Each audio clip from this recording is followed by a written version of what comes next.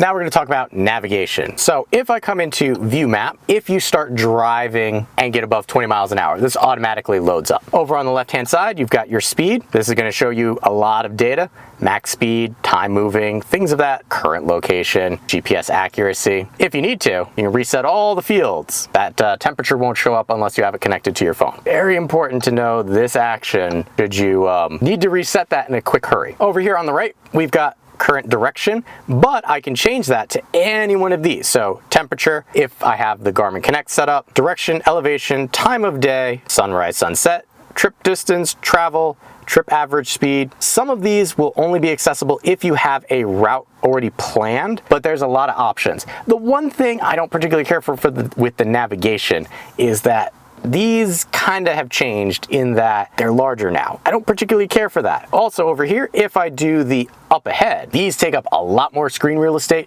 than they did before. Notice I lose like almost half the map. I don't realistically need the entire name here. And that's the thing, like the gas stations will tell me, there is a BP gas station. I don't care what gas station it is, just tell me that there's a gas station. Just like the red light camera says red light camera the entire time, or you get the name of the rest stop up ahead. I don't care about that. I value this screen real estate. And there's a lot of customization that was taken away from the Garmin GPS in order to make it more uniform. And I get that. I wish these were smaller. I wish that side menu was smaller. The names that pop up here, when you're en route, this will be different. So if I come in here and we're gonna go where to? I can go home, I could go recent. So let's do that. I'm gonna go back to Lake Placid for my current location. You can see it's going to start calculating. Please drive to highlighted route. We now have an arrival time, a pink line, where we're gonna be driving to up there.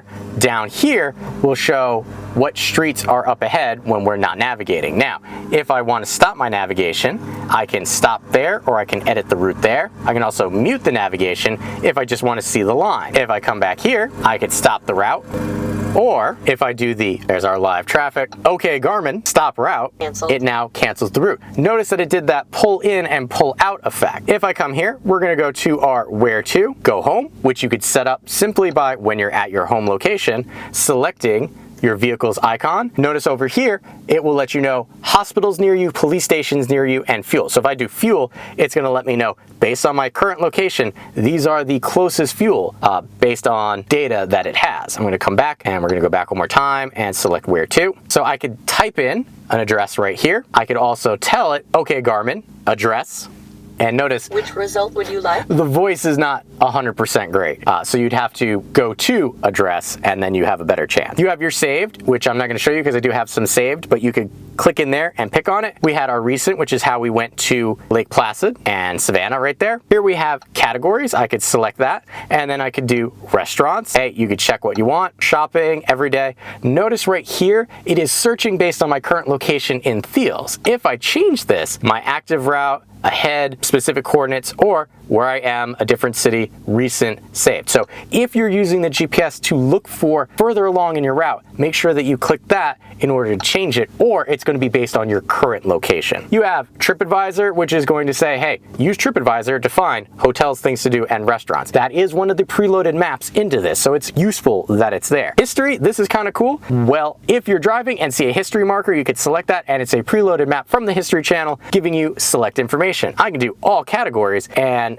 it should pull up. Yep, here we go. Kings Ferry, Stony Point Battlefield. I was going to film at Stony Point Battlefield, but it is considered off limits to filming now unless regulations are changed, but it was also busy. So that's kind of cool. If you enjoy history, we're going to select back, and then we could do national parks. Show me the national parks that are near me. Well, here we go. Those are a listing of all the national parks. And notice there is this search icon if you should ever need to search in one of these categories for a specific thing. We have Foursquare, again, preloaded, don't use it as much, but that map data is in there. We could do an intersection, New York, Pennsylvania, New Jersey. These are the things that are close to me. So if I do Pennsylvania, and then I could type in the intersection that I'm looking for, I could do specific coordinates. So if I know the longitude and latitude, I could plug that in and I could tell it, hey, that's how we're gonna navigate. We can also add a shortcut. So if there is a specific thing, so favorite search, category, or saved places, I can go and add that to my quick menu on the front of the device, which is this area here. And Those are all the different options we have for navigation with the GPS. You did see it does support voice commands, but the voice commands aren't great. But I could do one just to show you. Okay, Garmin, navigate to North Rockland High School. And that one, it actually picks up because I gave it a specific wording. Would you like? And Route to North Rockland Central School District number 1 on Rossman Road and Haverstraw, TWN, New York. There you go. Hey, Garmin, stop route. Okay, route canceled. And here's the other option for it. Hey Garmin, navigate to 145 College Road, Suffern, New York. And there I gave it a specific address. 145 College Road, Suffern, New York. Go. And there it's calculating. The voice commands, well, not 100% Please perfect. drive to highlighted route. Not 100% perfect, do help utilizing the device. I wish they were a little more full-featured. Again, uniformity with the GPS helps it be more reliable. In the case that you used to be able to program your own trigger word, now they have the Garmin trigger word. Sometimes, while I was doing the review, it was automatically trigger. That was a look at the navigation options for the Garmin GPS.